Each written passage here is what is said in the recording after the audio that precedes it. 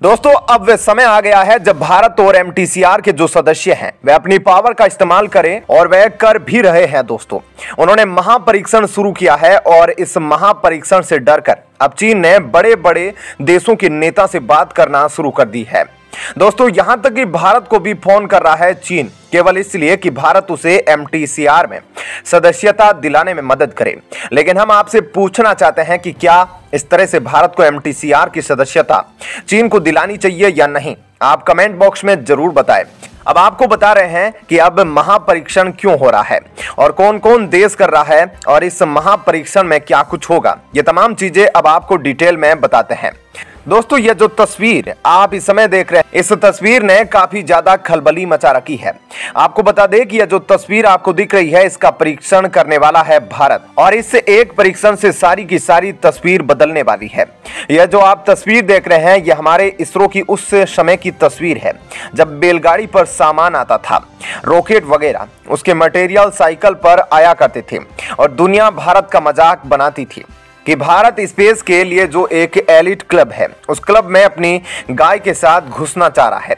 लेकिन अब समय बदल गया है और इसे बदलते हुए समय में यह दिख रहा है कि एलिट क्लब में अपनी गाय के साथ भारत घुस चुका है और न सिर्फ घुस चुका है बल्कि दुनिया भर में ऐसे पश्चिमी देश भी है जो अब भारत से अपने सैटेलाइट को अंतरिक्ष में पहुंचाने का काम कर रहे हैं। ऐसे में एक बड़ा उद्योग बन गया है भारत का, जिसके तहत भारत अंतरिक्ष में भेज रहा है सैटेलाइटों को। लेकिन कुछ समस्याएं हैं, जैसे कि जो लॉन्च व्हीकल है, यह लॉन्च के बाद लगभग बर्बाद ही हो जाता है।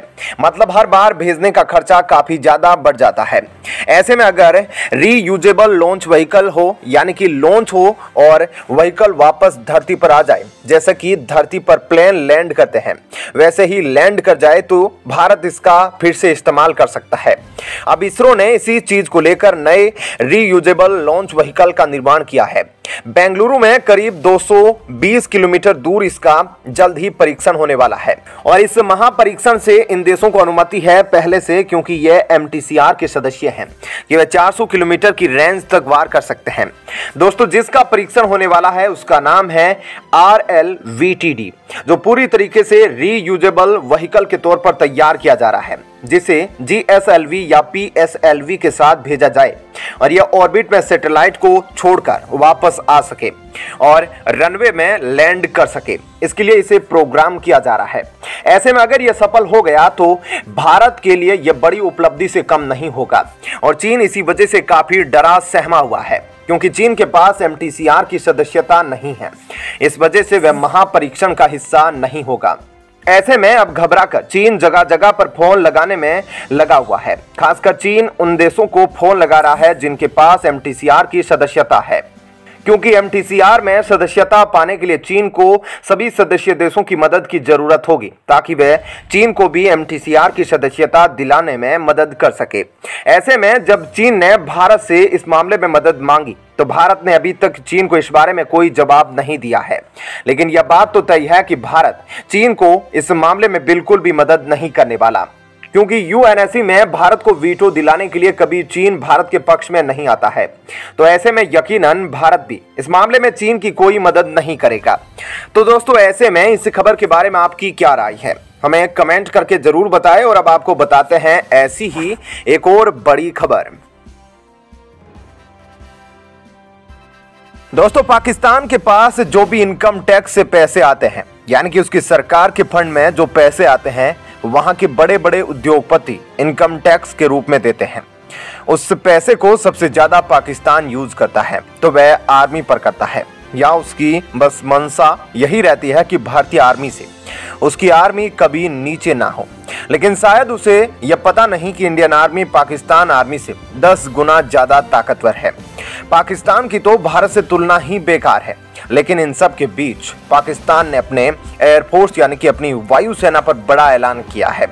अब वायुसेना को पाकिस्तान शायद बंद करने जा रहा है, जिस पर पाकिस्तान अपनी कलेक्टिव इनकम टैक्स का 10% खर्च करता था। दोस्तों आप समझ सकते हैं कि ऐसा क्यों हो रहा है पाकिस्तान में, लेकिन हम आपको थोड़ा और इस बारे में विस्तार से बताते हैं।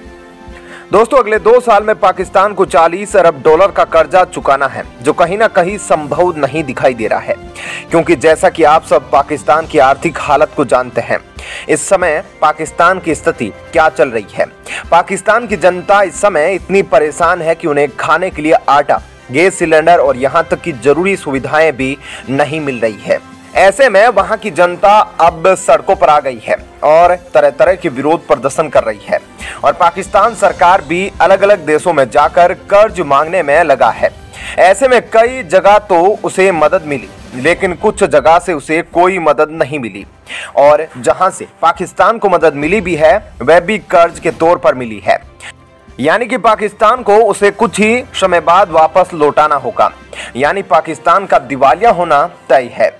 लेकिन इन्हीं सब के बीच में पाकिस्तान के पास जो वायुसेना का बड़ा हिस्सा है, जिसमें सोवियत के समय के जो MiG-21 है उसकी कॉपी बनाई थी चाइना ने F-7PG और इसे बेचा था पाकिस्तान को, और उसी के 2 स्क्वाड इस वक्त पाकिस्तान के पास है। पाकिस्तान ने कहा है कि अब यह दोनों स्क्वाडों को हम बर्बाद कर देंगे, तबाह कर देंगे और इन्हें रिप्लेस करेंगे।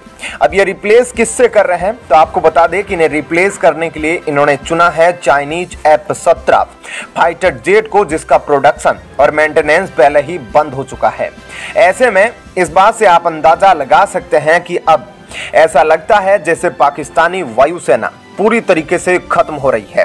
ऐसे में आप सोच रहे होंगे कि ऐसा क्यों, तो ऐसा इसलिए कि मिराज 4 भी अब रिटायर्ड होना शुरू हो गए हैं पिछले साल से, क्योंकि 50 साल हो गए हैं मिराज 4 को, क्योंकि मिराज तो पहले ही खत्म हो गया है और मिराज 4 और मिराज 5 भी इस साल के अंत तक खत्म हो जाएंगे। तो वहीं F-16 भी अब 40 साल पुराने हो गए हैं, जिनको चाइना J-10 से रिप्लेस करेगा। ऐसे में आप कह सकते हैं कि पाकिस्तान अपनी पूरी वायुसेना को अब तबाह कर रहा है, क्योंकि अब इस साल पाकिस्तानी वायुसेना में कुछ भी नहीं बचने वाला है, और अब पाकिस्तानी वायुसेना में कोई ढंग का हथियार या विमान नहीं बचेगा। तो ऐसे में एक तरीके से पाकिस्तानी वायुसेना खत्म होने की कगार पर पहुंच जाएगी, और ऐसे में आगे जाकर भारत और पाकिस्तान के बीच युद्ध की स्थिति आए तो उस समय पाकिस्तान की सेना काफी ज्यादा कमजोर साबित होगी भारत की सेना के सामने। और ऐसे में पाकिस्तान अगर भारत के साथ युद्ध लड़ने की सोचेगा तो भी उसे इसमें किसी और देश की मदद की जरूरत पड़ेगी, और इस वक्त कोई भी दूसरा देश पाकिस्तान की मदद के लिए तैयार नहीं है। यहाँ तक कि चीन भी सीधे तौर पर पाकिस्तान की मदद करने के लिए सामने नहीं आ रहा है। ऐसे में आगे जाकर पाकिस्तान की स्थिति क्या होने वाली है, इस बात का अंदाजा आप खुद लगा सकते हैं। तो दोस्तों ऐसे में इस खबर के बारे में आपकी क्या राय है, हमें कमेंट करके जरूर बताएं।